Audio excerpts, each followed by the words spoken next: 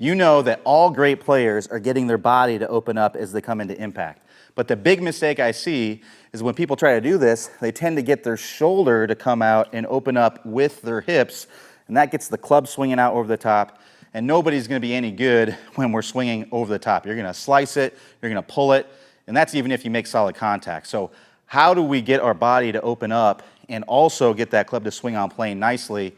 What we have to do is we have to have our hip and shoulder alignment correct. So I have a great drill for you to help you out with this. So what we want to do to set this up is we want to take a club or alignment stick and point it out at the target. And then we want to take another club or alignment stick and angle that about 30 degrees to the left. It doesn't have to be perfect. It just needs to be angled off this way, 30 to 45 degrees, somewhere in that range. And what we're going to do to set up for this drill is we're going to set up with this ball more off of our back foot, and we're going to set our toes up to where our toe line is matched up with that stick that's angled out to the left. And what we're trying to do here is we're trying to get our shoulders to line up with the stick that's lined up with the target, and then we want our hips to stop once they get lined up with that stick that's angled out to the left. So do some kind of shadow reps where you're kind of getting that feeling of lining up your shoulders and lining up your hips with that. And what this is doing is this is giving you the feeling of how the club needs to be swinging along the side of your body. You see, when your body opens up, if you swing along your body alignment, you're going to swing to the left. So we need to feel this club swinging out to the side of our body in order to get these proper alignments. So you may notice here is when I do this, that my left shoulder, my lead shoulder goes more up, and my trail shoulder goes more down, and that's coming from side bend, right? So if I have my hips level like this, and I bring my trail shoulder down toward my hip, that's what side bend is. So that's what's happening is I'm opening up, I'm side bending, and that's keeping my shoulders to turn a little bit more vertically. It's almost like your shoulders are turning more like a Ferris wheel, right?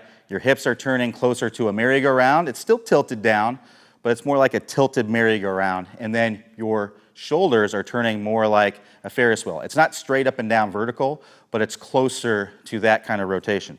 So that's what we want to feel when we're working through this. So let me go ahead and try to hit one here. Again, setting up off my trail foot, feet aligned to the left, and I'm going to really feel like I'm swinging down that stick that's angled toward the target there. All right, so as you can see there, I got my path to be 3 degrees out to the right. And if you think about it, I was actually swinging a lot more out to the right to that because my body's angled that way, and I swung 3 degrees to the right of where this stick is pointing. I have this stick lined up, the club lined up with the flight scope there. So get a few of those, or I want you to get 10 of those where you're getting that ball to start down right down the target line. Now what you may find is that you may fade it on some of these, or you may hit some push slices. That's completely fine. We'll talk about how to correct that later on. But first, let's talk about if you get the pull. If you're getting this ball to go left, so let's go ahead and try one here where I get that ball and it actually goes left on me. So you can see there, I actually brought my shoulders with my hips like I was doing before, like you might have been doing before. So if that's the case and you're trying to get your shoulders to line up with this, you may need to exaggerate this drill a little bit more. So to do that, what you would do is I would angle this out even more. I would angle this out to the right and keep the angle of the body the same.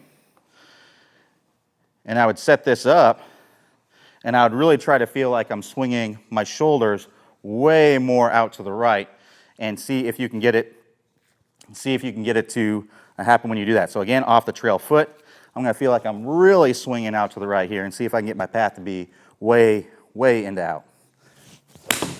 So I definitely got my path. You can see I got my path 13.4 degrees into out when I did that. So if you're still getting the pulls when you do that, you really want to exaggerate that. So get 10 good ones where you're getting that path to go into out. If you get that pull, just exaggerate it and then get 10 good ones doing that.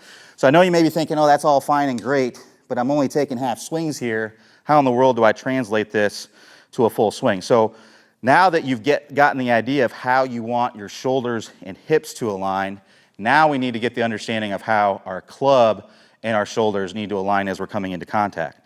So again, this is an easy setup for this drill. What we're going to do is we're going to take a club or alignment stick, line it up with a target, And then we're going to take another club here, and we're going to line that up just like that, about halfway through the club. As you can see here, halfway through the stick.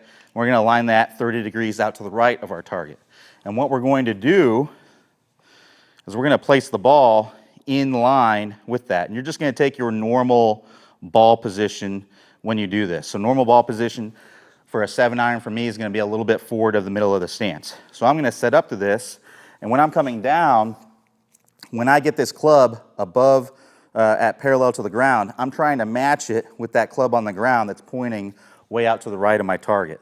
And you can see how that gets that club way inside. And you can see when I do that as well, my hips are pretty close back to square, and my shoulders are more closed off. Now, if I keep turning, right, my hips are going to open up, and my shoulders are going to be more square. But at this point in the swing, we want to be about right here.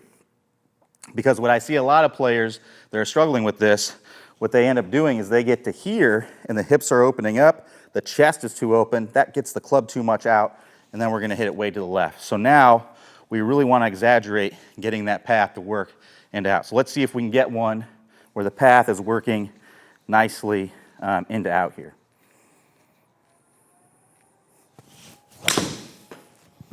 All right, so got my path 5.6 degrees into out there. And I didn't hit that one that solid, kind of hit it off the heel, but that's the idea that we want to get as we're swinging through. Now, same thing. If you are getting that club still over the top, I would just exaggerate this more, get this angling more out to the right.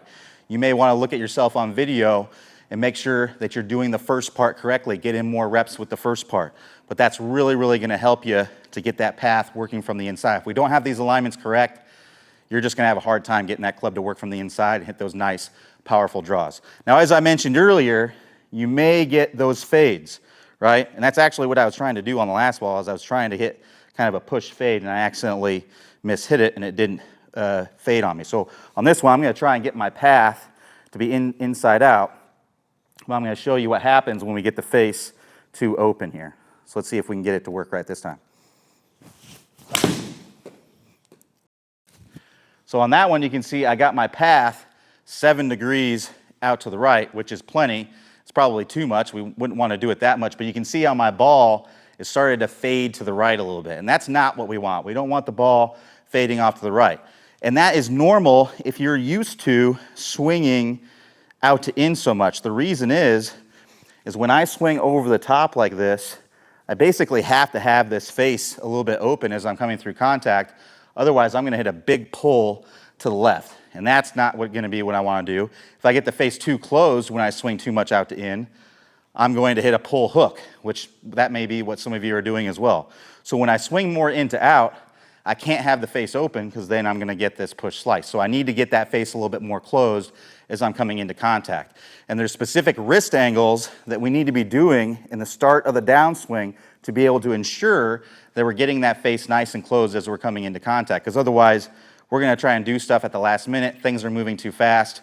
It's going to be really, really hard to get the timing of that. So ideally, we get that face closing earlier in the start of the downswing, so that way I can just turn through the ball and know that that face is going to be nice and square. I'm going to hit that nice, powerful draw every single time. So this is what we refer to as the anti-roll method at top speed golf. And I'll show you real quickly here when I implement the anti-roll method how I can get this ball to turn over. But if you want to learn the anti-roll method, all you have to do is click the iCard that's going to appear on your screen to see the whole video.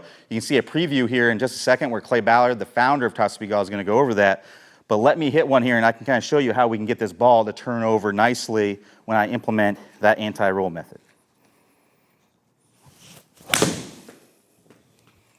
So you can see there, I got that ball to turn over nicely, 3.4 degrees into out there, just a slight little draw, a lot more distance there too, 182. That's my normal 7-iron distance. You can do that too if you get this path working from the inside more nicely and that anti-roll method. Talk to you soon. Here's the bottom line.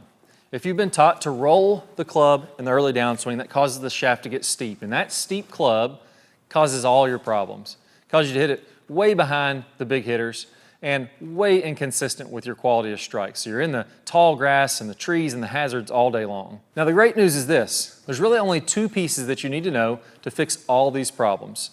The first one is we need to learn the proper way to square up the club face. Instead of rolling the forearms and getting steep, there's another way that the pros do this. Once you learn this right way to square up the club face, then you can shallow out from the inside and everything starts to fit together. Now I'm going to teach you this right now in what I call the anti-roll method. You may also hear this called the motorcycle move or the tour twist, but let's walk through exactly how to do that. Now what I want you to do is go ahead and go kind of in the last parallel in the downswing. So here, I want my hips to go ahead and be opening up. I want my club to be parallel with the ground, and I want my hands to be in front of my right thigh. Now, when I take my grip, you're going to notice that when I do this, the club face is basically straight up and down. So if I'm looking at it from this angle, you'll see the face is straight up and down, and my logo of my glove is pointed out in front of me. Now from there,